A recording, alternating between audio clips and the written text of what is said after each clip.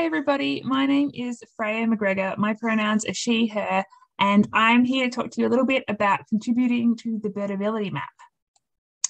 So, I'm the Birdability Coordinator and an occupational therapist, and if you're not familiar with our work at Birdability, we are a brand new nonprofit, and our mission is to share the joys of birding with people who have disabilities and to ensure birding is accessible to everybody. There's three kind of spokes of our wheel, like a wheelchair's wheel.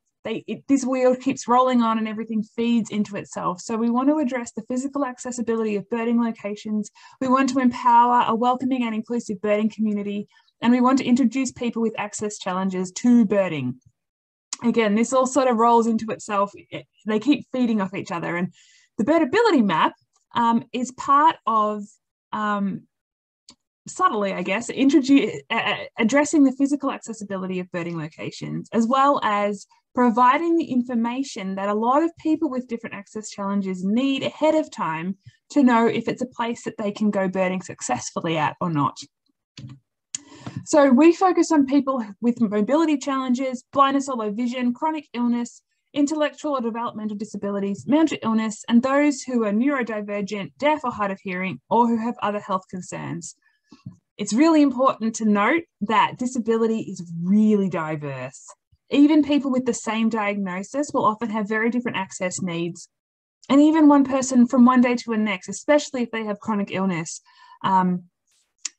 may have different access needs, within themselves. So it's not appropriate to say, oh, this trail is doable for someone in a wheelchair, because you don't know that. There's so many different people who use wheelchairs, and what's much, much more helpful is to tell people what the birding location does involve from an accessibility standpoint, and let people figure it out for themselves. You don't know what they can do, let them decide what they can do. Providing that information ahead of time is really valuable. And too often we see bird outings saying, oh, it's an easy outing.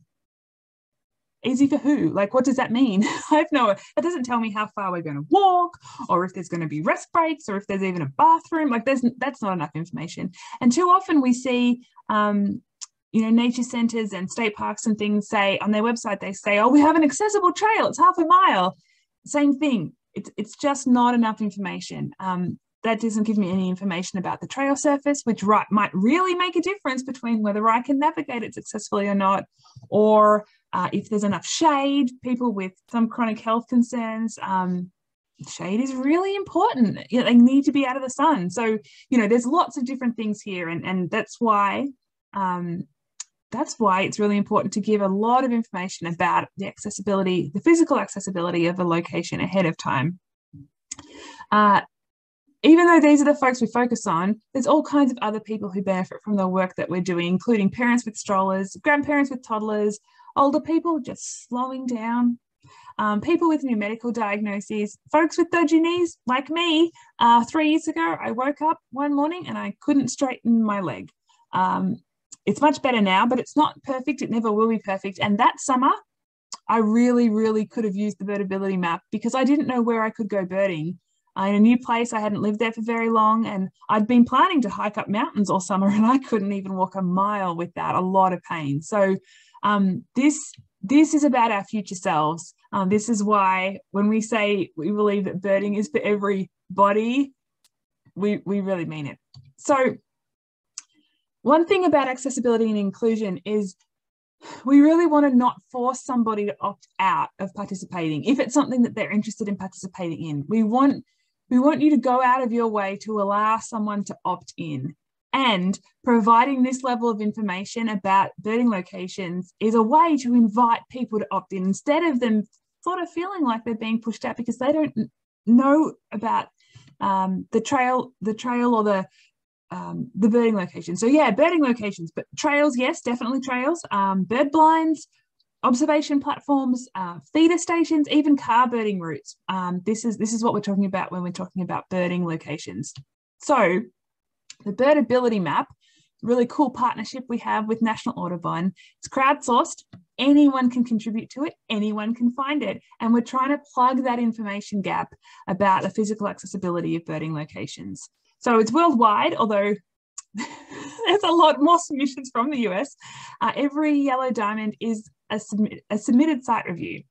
The way you submit a site review is you can print this checklist off from our website. It's also, there's an accessible PDF too if you use screen reader software, and there's a fillable PDF if you want to fill it out rather than printing it.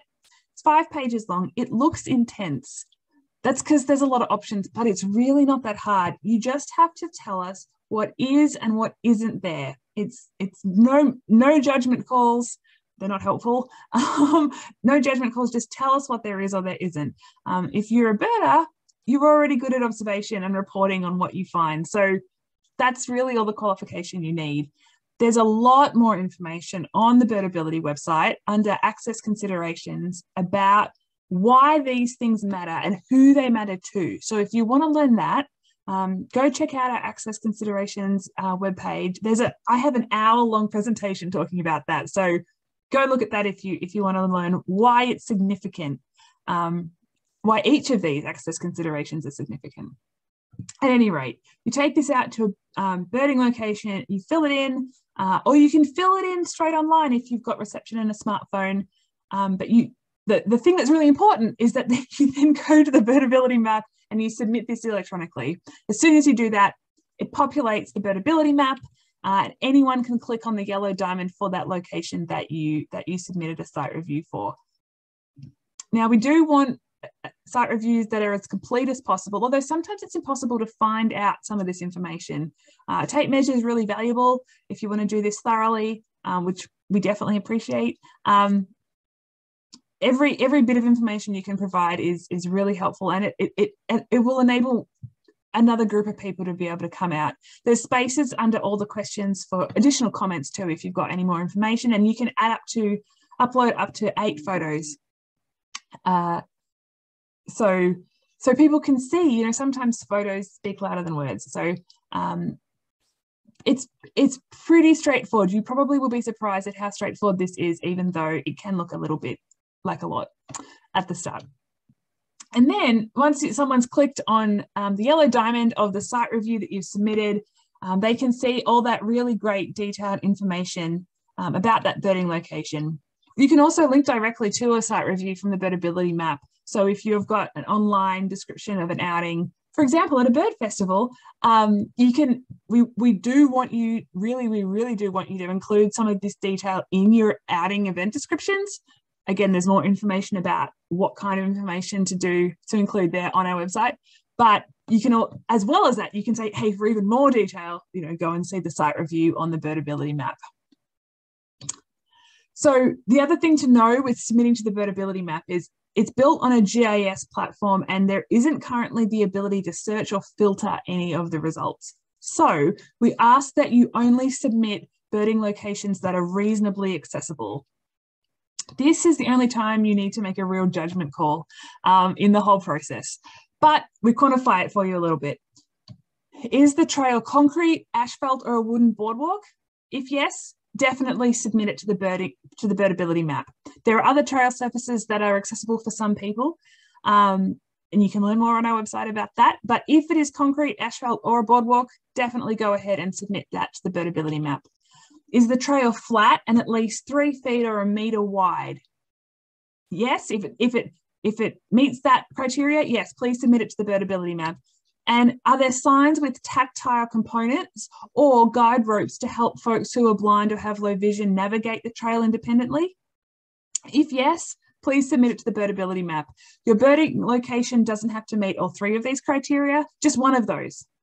Any one of those, we want it on the Birdability map, and you'll be enabling a lot of people to get out and enjoy birds and the outdoors, because as we believe at Birdability, birding is for everybody and everybody. Thanks so much for being part of it.